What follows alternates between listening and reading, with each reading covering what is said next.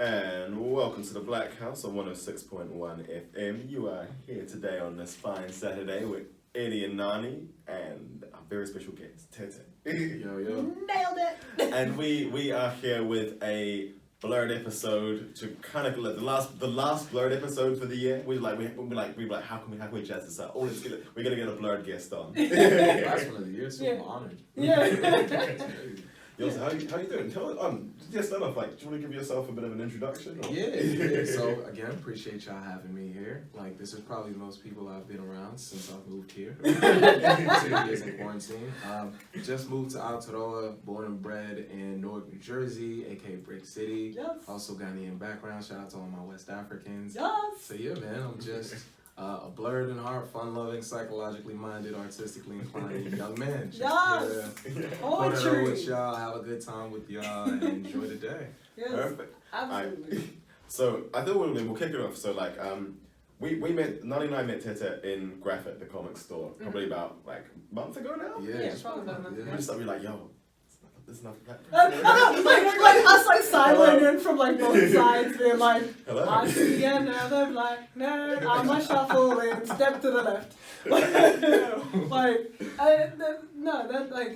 don't know. Like you get this thing sometimes where you're like two ships passing in the night as black people, but if you're doing that at like a comic convention or something like that, you're like, oh no, it's on, it's real, let's do it. So we met you in Graphic. One sec. You know, should be. Yeah, good. okay. We're good. Yeah, no. So we met you in Graphic. So I was gonna say, I guess like what were you in Graphic for that day? What's your comic haul looking like at the moment? Man, I was in Graphic to pick up the newest issues of Static. So, so shout out to all my Static fans and the Milestone. One of the most underrated superheroes of all time. He's so good. Yeah. Say again? Static Shock. Yeah. Show. Most people know him Static Shock, like from the TV show. Yeah. And that's really weird for me because obviously like. I think I would have only been. I think it might have even started before I was born, or just around the time I was born. So it's one of those ones that like I've heard so much about. Yeah. And then I think I maybe read a couple years back. I read like the first couple of issues of ongoing series of it. But what's the new book looking like? So. Oh man, so like literally as we were texting before today, I was like, man, I haven't touched any of these issues just because I'm such a paranoid. So today, after like making sure to wash my hands and everything, I opened it up and I was blown away. The new issues are absolutely beautiful, and they adapted it to like today's time. So to give you a bit of background, in the original run, the 45 issue one, he gained his powers at what was supposed to be like a gang meetup, and he was being bullied, and so then the police shot out this experimental tear gas, which like killed 90% of the kids who were in that area, and the remaining like 10% gained superpowers. Yeah. In this run, the gas happened, but it was during a Black Lives Matter protest. Oh, whoa. Right. Yo. Yeah. Wow. Yeah, so I was we're off with a bang. This is perfect. Yeah, no joke. Yeah. Who's writing? Is it Vida Ayala? Vida Ayala, Dennis Cowan is still a big active part, because unfortunately 3 of the original, including the creator, line individuals passed away. So Dwayne McDuffie passed in 2011. We just lost John Paul Leon, who was another anchor last year, and then Robert Washington III, who were like literally the big 3 who spearheaded it. They were showing on next to Cowan, but they got together an awesome team of people. There's a new artist too. His name is like Nicholas something Ivy, Dropper Ivy. He's just killing the illustrations as well, like making it really palpable and come alive. I find it really interesting, like DC, like I remember there was an artist called Jamal Campbell, and I remember like when I was in high school, like, I printed out like a whole bunch. I found his like DeviantArt, and like, printed out all his like illustrations, like when he was like before he was doing covers and all that stuff. And then I remember Marvel picked him up and did some variant covers, and then he did a book for DC with a Black Green Lantern called Joe Mullane, called DC. It's called The Far Sector. I haven't seen it. And we'll run by graphic after the show, and I'll show you, because it's amazing, and he's one of those people it's been amazing watching him grow, like his journey as an artist. And I know like he started out doing like sketches of Miles Morales, and I like printed those out on my wall. Yeah. Wow. Oh man, it's like bring up DeviantArt, right? Like that takes me back. That takes you right back. Like a lot of the early artists that I was fond of, especially black artists, they were people I found on and through DeviantArt. Like there's an entire community of like young and aspiring black artists. They all moved to Instagram at some point. Like you know, I took my eye off the ball for like what, maybe just one decade. Yeah, right. Now they're all on Instagram. I don't know what happened. Yeah. Oh, so speaking of comicals, so similarly today this morning, like I picked up the first issue of the new Black Panther book. What do you think? It's good. Like I'm enjoying it. Like I think the thing I find with the Black Panther books is, and I went back. I bought I found on Trade Me actually. Someone sold Christopher Priest's entire run. So Christopher Priest like wrote Black Panther in the late 90s, early 2000s. And that was, he's like created a lot of stuff. So if you know the movies like the Dora Milaje, like the Women Warrior, like he was the person who introduced those to the Black Panther movie. And I think the big thing that comes up with Black Panther is the difference in the comics, where it's always quite a kind of, it's a like a royalty story. It's always a story of like monarchy. It's of like, and it's always political. It's like how does someone it's much more a king. The story of like a king as opposed to the story of a superhero, or king and a superhero. Yeah. And I think this new Black Panther book really delves into the political side of things that I think if you picked up Black Panther based off of the movies, it would seem quite different. Yeah. But I think it's still really good. I think it's a fantastic first issue. I'm really excited to see where it goes. Definitely check that out. Yeah, I might borrow those copies off. Like that kind of shared library, the shared notes. Because you got like if you've been a nerd long enough, especially like you know. You get that autistic hoarder thing, then like you have like your treasures where you're like, well, you couldn't get this anywhere else. Now could you? Why do you think I'm owning it? Now wash your hands. Yeah, exactly. Do you want to how you turn the pages? Yeah. Do you want to know my greatest like Blerd shame is that my auntie, when I first got into comics, I would have been about 12, 13. I said to my auntie, she was like, what do you want for your birthday? I was like, I'd like some comics. And I was like, X-Men and I was like, X-Men the big one. Yeah. Then she got me a copy of the first Miles Morales issue. Ultimate Fallout #4. His first one, his actual run. Yeah. It's like Ultimate Comics. Don't like. Is this a horror story? Is it about to get dark? And then what happened?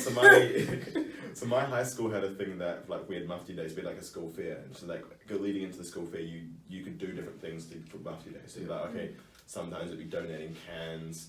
Other days it would be like donating books. And then I had this, and I was like, I was gonna wear my uniform, and then all my friends were like, why are you wearing uniform? So I was like, I don't have any books, and I don't want to give up my books. Yeah. And so I was like, no, you got to do Mufti. And so then I donated my issue of Miles, like my first issue. And I would have been 14. And looking back, I'm sitting like, what was I on? Like actually. Oh my god, this horror story. Kind soul. Because at that point, I guess that's the thing with like, I only really realised the impact of Miles Morales, and especially to me. Yeah. Probably 3-4 years later. Yeah. So I would have been 13. I didn't make that connection about what Miles Morales as a character meant to me until I was maybe 15, 16. All right. I also have a comic book shame I can share. Just like moving forward. So I didn't like my connection to the DC Marvel universe was through Batman Beyond and Static Shock and like the animated series. My ex-boyfriend was a massive comic collector, and I inherited his collection when he moved to Australia. I don't collect comics. Like, don't collect comics. I collect manga. I'm an otaku. I'm like that weeaboo trash shit. I don't like the setup right I know, right, so like, I have a whole bunch of, like, everything that was worth something I kept. Yeah. Like, these, like, no, when I get back, I was like, but you can, like, we consulted. But it's like, you can throw this stuff out, but this stuff you have to keep. I still have that stuff. But the long and the short of it is that, like, whenever people talk comic books, I'm like, it's a hilarious thing where I'm like, yeah, I can totally like jazz in, but if you actually like scratch the surface, I was like, oh yeah, I don't know what issue of anything is. Like, I'm sorry, I'm here from Anime Land. Like, I always do. I get like a little embarrassed. I'm like, oh, I just have an encyclopedic autistic like encyclopedia knowledge of anything that went through me.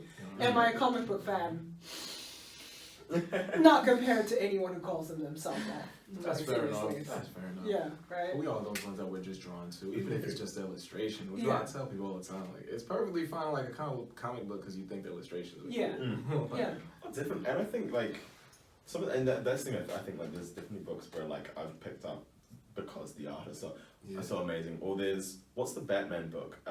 All-Star Batman and Robin. All-Star Batman, yeah. So All-Star Batman and Robin is widely regarded as one of like the worst like Batman stories ever. But everyone but it's like by I want to say Frank Miller or something like that, and it's just incoherent as a plot. But Jim Lee does the art, and the art is so magnificently good that everyone's just like, we'll let it you, slide. you kind of have to read this book because the art is so good. Yeah, I felt that way about they did and you remember the new DC 52? It was like 2000. New 52, yeah. Yeah, they rebooted Static back then, and I read it once, and I never opened those pages again. It hurt my soul. I actually think because that might have been the Static I read because okay. Yeah, well, it was I got you. I'll get you the original. It was interesting because for a bit of context, these so comics have obviously have had like these big ongoing timelines, and what happens at various points in time is they'll do like reboots or do like big events that mean you can like try and make it easy for people to start reading comics. And DC did one 2011 called The New 52, and honestly looking back at it, I get why people really didn't like it, but and the thing was from the comics that came out, the good stuff was fantastic. If you look at Wonder Woman today, you look at how popular Aquaman is today, the Batman books, the Superman books that came out of it were incredible. But there was a lot of other... Wasn't that the year before Hush came out? No, this was post-Hush. But not by long, right? No, not by super long. Yeah. All the stuff that came out was really, really... That was good, was fantastic. And then, if you think, you'd have seen the announcement that Michael B. Jordan's doing another Brick City hometown hero. Shout out to Newark. Michael B. Jordan's doing a Superman movie, but it's about a Superman called Val Zod. And Val Zod was introduced in an Earth 2, in a book called Earth 2 that came out in the New 52. Okay. And that's one of those things that I find really, really cool. Yeah. But so the good stuff from the New 52 was fantastic. The bad stuff was really bad. That's a really valid point, and it was probably because I jumped in the new DC 52 through the comic I had. That was my favorite. It just put me off from the others. But you make a really valid point. A lot of the stuff it helped popularize into what they're doing now, as far as the DCU. When you read I have the omnibus of Brian Azzarello's Wonder Woman. Oh shit! And it's honestly it's amazing. The art is fantastic. It's such a cool narrative, and a lot of it draws a lot of the stuff that came up in the Wonder Woman movie. Well, those bits that definitely drew from that particular run. Yeah, for sure. Should we jump into some music? Oh yeah, heck yeah. Kick it off. I wanted to just make a small tiny agenda. I love this free form, but you do psych, and I'm about to pick your brain open. It's all good, open book. Yeah. Alright, so we'll come back and we'll do some psychology. Alright, so first up we have some new music from some Kiwi artists. We have Throne from Timmy the First. Timmy's a guy from Downton Eden, where I know him back down there. He's in with the kind of Voice Collective. So you remember TJ Z that we had on for a couple months back, so they're in the same collective there. And then we have the new track from D. Matthews and Makuka. So we have Throne and then Don't Leave Me. And we'll be back right after these songs. And we are back on the BlackHouse 106.1 FM with Eddie and Nani. Also, I forgot to shout out Onkeo at the beginning of the show. I'm sorry, Onkeo. Onkeo is here, our social media superstar, doing all the filming. Yes. Alright, so back into we had some a range of real weird and interesting chats over the break. Yeah. But I wanted to dip into psychology. I think that I want to dip into psychology because, especially in context to being a Blerd, and I don't know if you found this too, there's a real connection between dissociative fantasy and the trauma of being Black. For sure. Also, the identity politics and trying to figure out who you are as an individual versus the uniform of being Black. Yeah. And for those of us who are in the nerd community, the psychological minefield that it represents is, I'd say, comical, except it's not. Like, right? Like, so tell me a bit about your field and about your experiences with like mental health, psychology, and being a Black nerd. Yeah. Well, first off, thank you for the question. It's a loaded one, in the best way. So, just to give a bit of my background to like studying and working. So I did my undergrad in psychology and went to grad school and did like a joint master's doctorate program in criminological and forensic psychology. And in that time, I had to work with people like personality disorder, who committed different types of like sexual and violent offenses, as well as like axis 1 disorders like schizophrenia, bipolar disorder, things like that. 3 years ago,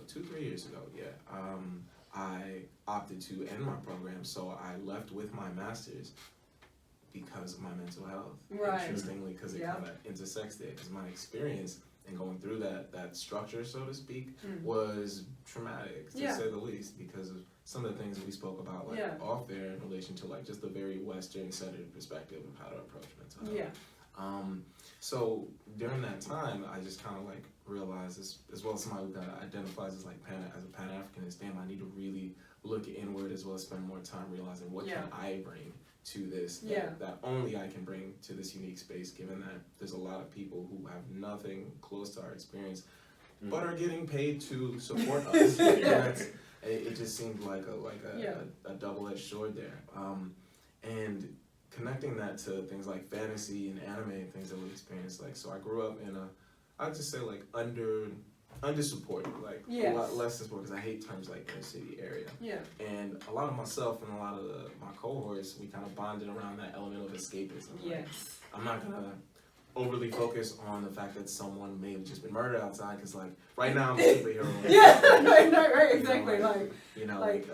Not focusing. Yeah, we're going on to a funeral on the weekend. You know, it was a close friend or a cousin, but I'm not gonna think about that because Sailor Moon. Exactly, right? Like Dragon Ball Z's at 5 o'clock. Right, I got what's going on. Got the popcorn down. Right, sorry, I mean like spaghetti or baked beans. Right? For sure, right? And then and it's so interesting because to your point, I think that there's a lot of people who like have that blurred experience. And it's more, I guess, explicitly like perceivable. So someone might look at someone such as my young self with glasses, otherwise think, okay, that kid's probably into anime and other stuff. You do get that thing. Like, we grew up, we got fashionable, but there was a time, there are baby photos out there. That's literally it. And people are like, oh, that's it. But then you come to find out so many people are into similar things. Yes. But like you said, the navigating is to, is this a safe space for me to talk about being into this thing? Yeah. And it wasn't until I got introduced to my favorite artist of all time, Lupe Fiasco, that I felt that like level of validation. And it was hearing his song Daydream, with Jill Scott, where because I grew up in a apartment building, like a project building, whatever. And off rip, he goes, as I spy from behind my giant robot's eyes, I keep him happy because I might fall out if he cries. And as he continues to like just describe this sentiment, it was literally painting the picture of me sitting there watching that video outside my own windows. And I knew word for word what he was saying in relation to those feelings. And I just remember, I must have been like 13, just like tears just running down my face spontaneously. I was like, damn, what is going on? Right. And then you realize at that time, like, we really need those people are out there to be able to show like, yo, you're valid in your experience. Like, you're safe in being all that you are. There is no one way to be whatever it is someone's trying to describe you to be in your demographic, whether that's Afro-Caribbean, Black, this is that. You're the totality of who you are. First you were a baby with cute cheeks. Then you grew up and somebody at some point said to you, you're these things. You're these things. And that transition can be so painful.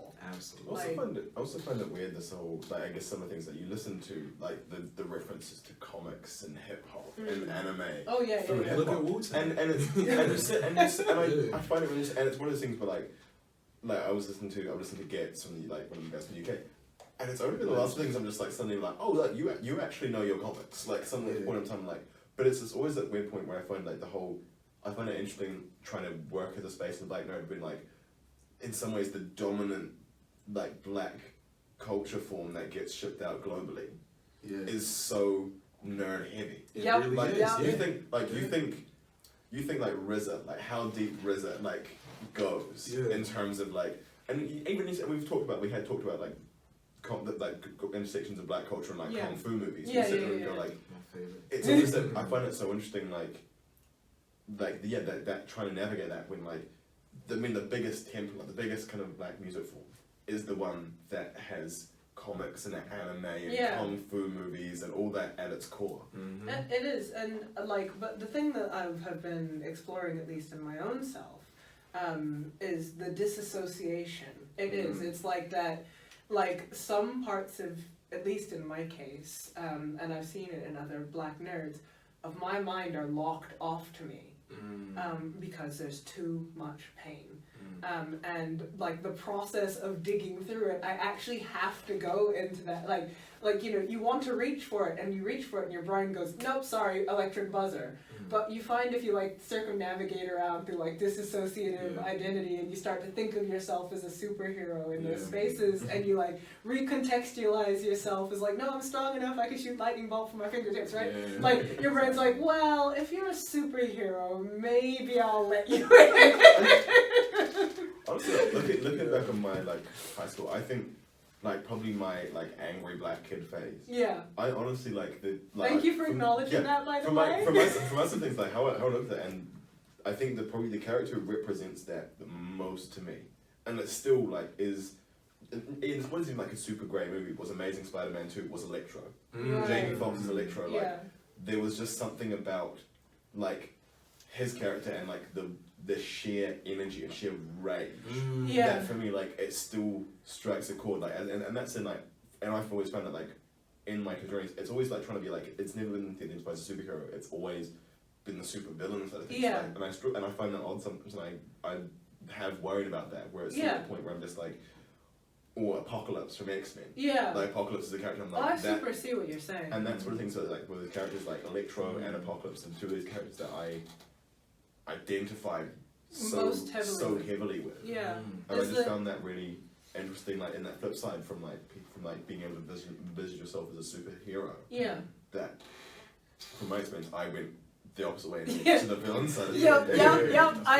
I not only do I connect with that, like within the book that I personally wrote, I feature like a villain through a substantial portion of it, and it's because it's a rejection and a repression of my own sense of rage. I'm a girl, gotta be girly, gotta be feminine, gotta be beautiful, can't be Black, can't be angry, don't be an angry Black. So you push it all down, and what that does is that pressure breaks pipes, y'all. It's gotta go somewhere. It's gotta go somewhere.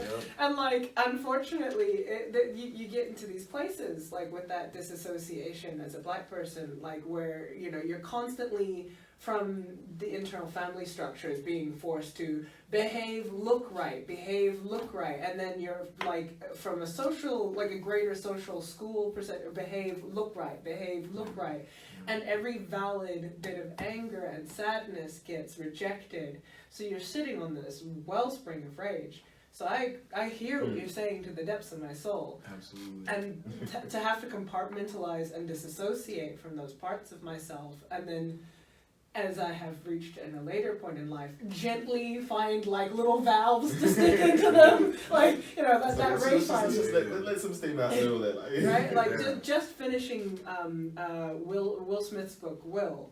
Like, it was interesting to hear sections on Jada, who is going through the same shit. She's Will Smith's wife. She's got to behave, right? But, like, she's like, I'm Will Smith's wife. He doesn't like me because I'm not a fire, right? And, like, so, you know, her journey going through starting a heavy metal band. Which is dope as hell. I know, right? A heavy metal band? Wicked Wisdom? Wicked Wisdom. Yep, like, and her journey through starting, like, you better believe I was in something like, she's got a metal band? know? They were actually pretty good. Like, I liked them. And Yeah. Willow did a cover of one of her Wicked Wisdom songs for her birthday, which was sick. You should check that out. And it's that, like, you know, like having to compartmentalize and recontextualize your rage, put a valve in it. And like, I honestly feel like we're getting to, with Western psychology, finally starting to open up like what were old spiritual channels that used to already be there to deal with this. Yeah. Where it is, it's like, no, you have to dip into the fantasy in order to find your way out. Your brain is actually pushing you away from reality on purpose, like rather, like there's a rhythm to it, you know? Yeah, no, I couldn't agree more, because like I always look at, especially when it comes to just, I guess some would call it escapism, but not really, because I compare it to the ways in which, as a diaspora, we've always learned and taught and educated ourselves through stories, through tales and metaphors, because there's just so much that can't really be compressed into a simple this is this is that. It's like a richness to the lessons that you get from quote unquote fantasy, like a richness from the spiritual practices that we, or effectively similar to our emotions, like repressed into controlling into certain pockets here and there. And so in a lot of ways the very society that creates those kind of like boxes for us is the exact same one that created the initial one that put all of the means through which we expressed ourselves away. So I just kind of see it's like, oh, this is just the modern day manifestation of that. So we just have to look towards prior to that. Because in the context of our timeline, this was a blip. Yeah. That's true, actually. Like, the sort of Vulcan mind, like, it is simply reasonable. Always simply like Vulcan mind, like that. Well, we could even call this, like, the Vulcan era. You know, and it's gonna go back to being something where the truth is, it is the narratives we tell ourselves. Absolutely. In my particular case, I went like I was I have been disassociating from lots of things, but I had a really traumatic experience at the beginning of the year with a guy I still kind of like, and having to unpack that because my brain was like, nope, you still like him, so let's just take everything he did that was unkosher and put. I'm like, no, stop doing that, right? And like having to like unpack like those aspects of myself. It has taken writing maybe what is like 150 pages, like comic book draft. I am one of the speediest comic book drafters you're ever like gonna meet ever. Sounds like like I've been like trying to like write like the same like 2 pages of that. I was like, I had the thing I've been trying to write, and I was like, actually, I'm gonna break this down. I'm gonna be like, okay, cool.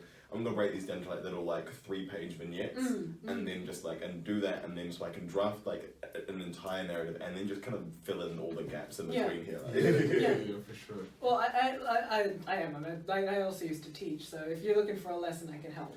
But fellow teacher, talk about it. Right, like, but I had to actually go into my escapist narrative where I'm like, it was all lovely and he was great, and then like actually go, okay, all right, like let's deal with the bits that maybe weren't so great by being like, except there was a bit which wasn't so great, and like, you know, you have to deal with the fact that I have to accept that I can't look at it. That's step 1. So you have to go through that process, and then go through, and then go through, and then go through.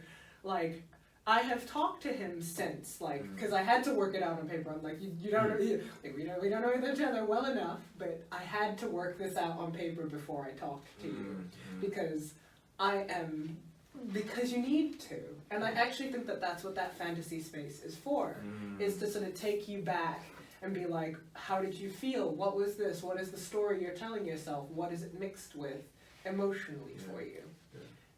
And I think that that's something that I recommend a lot of people do, is just like actually embrace that if you've got to, in order to get back to like writing a timeline of true events exactly as they happen beat for beat. Draw yourself some like stick. It's like that actually reminds me like doing it to New Zealand in Boy. Where like there's like his younger brother who thinks he's got like psychic powers. Yeah. And it's the whole thing where he's talking about how he was kind of like, his mum died at his birth. Yeah. So the whole thing is they've constructed this narrative. It's like that, oh, you have psychic powers. Yeah. Your powers are too strong, and mum just couldn't take it. Yeah. And it's one of those things I feel like that. And then they have always the bit where he's like drawn out these animations. He's got this thing where he's like the school bus and there's like kids yelling at him, and he's like watching it. And he just like like starts focusing on the journey, and it cuts this like honestly this kind of like lined paper thing of this bus like going on the road and then exploding. Yeah, no, I like to watch that film. No, it's good. It's so good. Boy, is a 10 out of 10 film. Like, highly recommend. But it's exactly that. It's like draw it out and like embellish some details, like just like see stick figures as well. And interestingly enough, when you actually go through that, like it's just a weird quirk of the mind that when you go through that with yourself internally, the mind lets it go. It just lets it go. It's just like, okay, cool. Like, I'm good now. Like, we can move on. Yeah. Like, I don't know if you've heard this study, but they've been looking into role-playing as a psychological aid for people with PTSD. And it is working. Like, right? Like, it does work. Especially, like, group role-play for people who need that, and, like, solo role-play for people who need that. And I think it's ironic that shifting deeper into fantasy can sometimes be the way back to reality. For sure, because I think it presents a safe way through which you may feel like you're able to express things. Oh, this isn't me, this is me playing a role. Yeah. And then, like, me, the me that's not been allowed to be angry doesn't know how to get angry. Yeah. Like me, the me that's not being allowed to be frustrated at this person or this adult or whatever it is in that context. Can't do it, but that environment, having done a bit of role playing in certain therapeutic contexts, it's fun, and it really is fun, and it gives you insight into how you feel about certain things. Yeah. Like you might role play something in a way that you hadn't expressed it in your own head. And yeah. Like, wow. Yeah. What was this? I think there's another thing that happens, especially for people in the Black community, where we get sort of told our role and given our lane. Yeah. And like given the opportunity to explore, if you've never done that before, you believe that's you. You think you're a thug or you a hoe, right? Like, or you're boring, or you're whack. Or you're whack. And like those are your roles. And then like once you start exploring out, you look back and you're like, wow, this whole thing has been make believe. Yeah. All of it from the start. Yeah. Right? I couldn't agree more. I could not agree more. Sweet. Should we jump into another music break? We have a song that you suggested from your Alright, so we have Flex on the Beat. Yeah, so Flex on the Beat, shout out to my team, Dotted Line, that's DOTD, Line, Disciples of the Dojo, my boys Frank LaFonk, Ubixo, and Cameron Prince. So this was put together by Ubixo. He actually produced and spat on the track. He's a lyricist and an ill producer as well. And then my boy Frank LaFonk, who brought me into the music fold, like, professionally, again, because, like I said, I've always been doing the psych thing, but this kind of, like, brought me back to my roots, because mental health was just another vehicle through which, like, I was trying to artistically express myself through the forms of supporting other people and, like, expressing, like, my thoughts. But, yeah, so put this together with the home team. We got a visual done in Ghana, which we didn't even travel through, so we got dancers from Ghana, directors from Ghana, and then put together this amazing visual, which was really dope. Just check that out. But yeah, so Flex on the Beat. So Flex on the Beat, and after that we're gonna have Baile de Ladrão, which is a Brazilian drill track. Like I had a catch up with a guy on Thursday. Shout out to Kyle. He's an Afro-Brazilian guy, and him and I were like swapping music. He was like, yo, we had a DJ session. I was like, yo, take this track and take this track. And he's like, yo, have you listened to like any Brazilian, like, because grime and drill are huge in Brazil right now. And he was like, yo, listen to this track. Like, okay. I'm not gonna lie though, every time I hear somebody like speaking Brazilian, I think I've had like a seizure, because I'm like, it sounds like Spanish, but I don't understand. I'm like listening to like Dutch when you're English, you're like, did I have a stroke? What just happened? And on that note, we move to Flex on the Beat, and then Baile de Ladrão.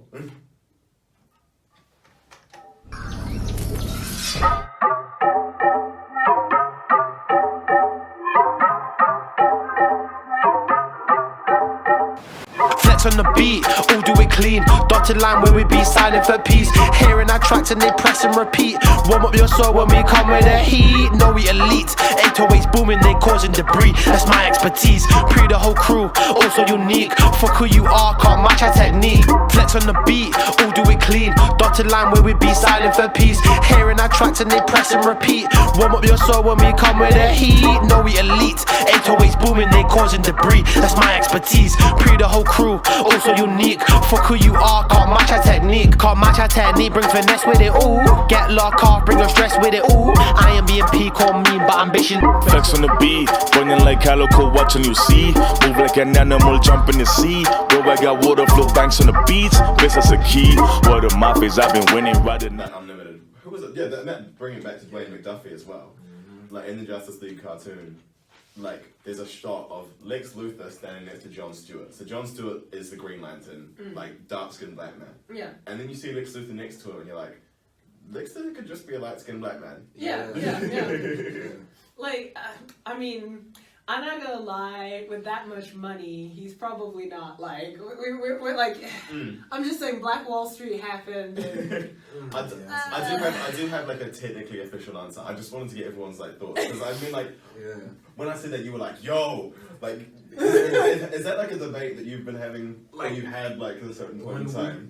When we were younger, and I remember, and now as you were saying, I remember because when the Justice League Unlimited series has started, which is the expansion of the original run for those who don't know, right? Dwayne McDuffie was spearheading a lot of that. Dwayne McDuffie is the genius behind like Static, Hardware, Icon, Ben 10. Thank you. Man of Action. Like he did so much. Funny enough, his background was in like physics. Like he did a master's in like physics. Supposedly, this wasn't confirmed, so he went to go work for like a weapons development company. That was real. Supposedly, he left because he found out his research was being used to help contribute to the creation of WMDs, and he was like, "No, I'm black. I'm out." So after that, he jumped straight into like his creative pursuits. So bringing this full around, when he kind of spearheaded the expansion and diversity of Justice League Unlimited, he's the reason we got like a lot of heroes. Like I forget her name, but there was like a Brazilian hero who was on fire, Native American hero. Really just fire. Like it was just fire, right? Because there was the ice. There was like the Nordic hero. There was fire and ice. Exactly. Fire and ice. So it would make perfect sense to me if Lex Luthor was black and he just like had an interesting way of putting that together. Because even with Icon, like he was a conservative black man or alien who lived life as a black man, having grown up or landed during the plantation times, and had the like very much Booker T. Washington police up by your bootstraps perspective because he lived that particular time period. So I'm wondering if McDuffie did that as like making him intentionally ambiguous when it came to like Unlimited, so that we would kind of draw those parallels. I don't know, but now you got my brain. I think so, but that's just me. like here I am wearing a Betty Boop T-shirt. Like, look, like the whitewashing of characters, and like the thing is that there's a lot of like, so like that if he was black is actually already enough of an exciting proposition that I'm like, well, I don't care. I want to hear the story about the rise of Lex Luthor. And at the end of the day, it becomes that point like, at the end of the day, like, so I went and like researched this. I mean, I looked it up, and he was based off like a Greek actor. So obviously like, so it's still like so technically white, but obviously Greek, like olive skin sort of thing. But then the thing is that he was so like that thought of him being like a light skinned black person or mixed race black person became such a strong thing that there's like a Superman series out now, Superman and Lois Lane, and the end of the first season introduces a black Lex Luthor. Oh wow! Essentially, it became such a strong, and again, it became that it was such a thing, like such a thing, that such a point in people's consciousness that people were like, we could just do this. Let's just do it. This is actually. Well, I think I remember in like Smallville or something like that. I don't know. You might be too young. I have Smallville, the first season on DVD, but then you know how when they have like the lock things? Yeah. That like when I bought it, they didn't take that off. Really? So I have a copy of Smallville season 1, like the first two seasons, whatever, that I can't get into. Oh. I can't open it. I can text the guy. Yeah, I'm like, I don't know this guy. I got some questions. Let me help you out. But like, I remember in Smallville, like there was actually like Superman has been in the past analogous to somebody who is an immigrant, and he gets treated like that, especially in Smallville. Whereas Lex Luthor is like he's coming in like the super popular kid. I think if you were to take a story of like this would upset everybody. But if you took Superman and were like immigrant story, and then like mixed with that guy, and you're like popular capitalist rich kid, it would piss people off. But if you played with that fire correctly, I couldn't look away. I couldn't look away. I think it's the thing about having it's the thing we're saying, we're allowed to have nuanced black characters. Yeah.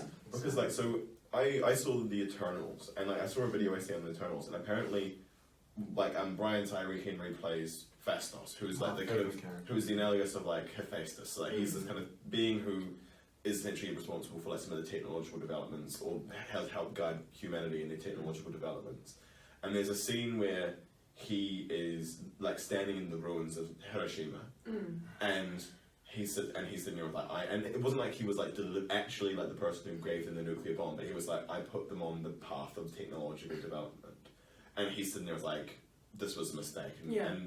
And the thing was, people saying is that like, why is it? And the other thing with that is that Phastos is also the first like very openly gay character. Right. Like, as in, like they show him with his husband and his son. Child, Like, amazing, and it's a thing we sit and go like, people are like, well, why is that the black gay character is also responsible for this? And it's like, well, no, like it's not like he's like actively responsible. So the whole idea is that like, he said, like, you know, in Babylon, gave humans the plow, and allowed design the plow, and meant people were able to develop from there. And the saying was actually, no, we can have that nuanced black character, like just because it's like, I get there's a need for obviously for positive black characters, but also and like very positive black characters. And I think there is a strong need for that, but also we do need to have that nuance. We need to have that thing if we're going to be seen.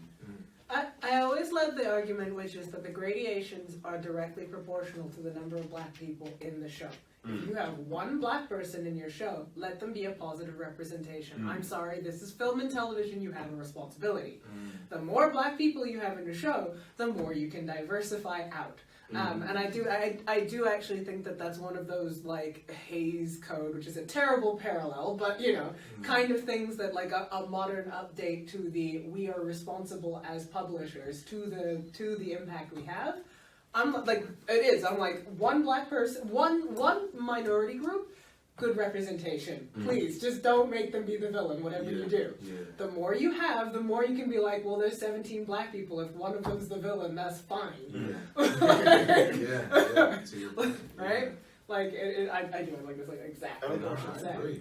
I think it also depends on the spaces. Like, I know, like, that's why, like, let's bring it back to, like, Marvel, like, with Miles Morales, like, as the Black Spider-Man, like, there's a lot more space there where it's almost that kind of thing, where versus looking at the Black Panther book, where T'Challa is like really, really heavily quite a morally grey character. I think, and that's the thing. But the same, like, but then if you have Miles Morales, like I said, if you have Miles Morales there, who's that kind of very aspirational, like, yo, this is like anyone can be under that Spider-Man mask. I mean, that's why the appeal of Peter Parker was there, and Spider-Man. That's why Spider-Man was appealing from the. That was what Peter Parker's whole deal was. Is everybody else was like Arnold Schwarzenegger muscle hounds, and he was just like, "Hi, I'm just a kid." And I think that's what kind of comes up with Miles Morales is that you have that space, you have, and even Marvel, it's even like Miles Morales and Black Panther, like the two big black lead comic books, and then Storm is with X-Men, and getting some real good stuff on X-Men. That's actually been the coolest thing I like about comics now, is that Storm is getting like textured hair. I know, I love it. Like Storm, yes, 4C. Give me Storm in the 4C. Honestly, it's cool because, and it's the thing where like I got into an argument with a guy on Reddit who was like, "No, you couldn't do this." And like, but you can. It's like Storm. Like, firstly, Storm isn't real. Like, first things first, she's not real. And you look back at Storm and like there's a Boondocks sketch which is like it's this idea of like Storm in some way, while being a pioneering black character, was also a white man's idealization of how a black character would be. Yeah, for sure. Yeah. And it's the thing that comes up. It's like, well, Storm, like having like 4C here, and it looks so good because it's like they just released like the new design for the next line of X-Men, and she's got like the Frohawk, but it's like goes back and it's like this huge like starts off as a Frohawk and goes like in this huge like cloud like. Yo, please remind me to show you my Storm NFT. My Storm NFT I got like last week. I'm gonna like, especially since it's a Black Nerd episode, like I'm going to actually have to say like everyone uses the argument, but it's not real, and agree on one end, but there is actually a part of me who is enough of an obnoxious fangirl to understand why we debate the canon. Yeah.